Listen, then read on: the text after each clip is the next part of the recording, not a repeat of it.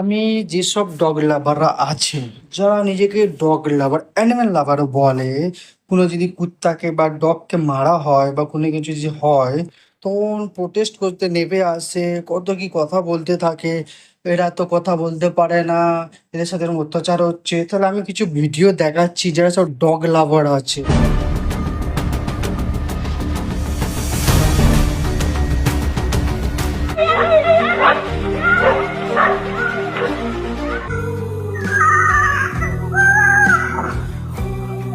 আছে, ঠিক আছে?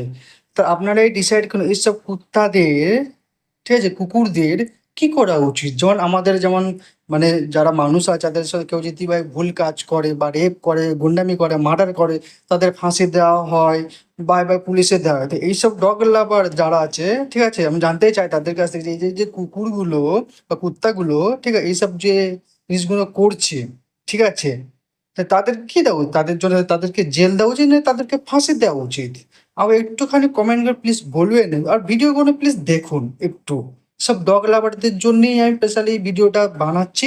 আর ডগ লাভাররা কমেন্ট করে বলুন যে কি করা উচিত তাই কুত্তাদের, তাই না?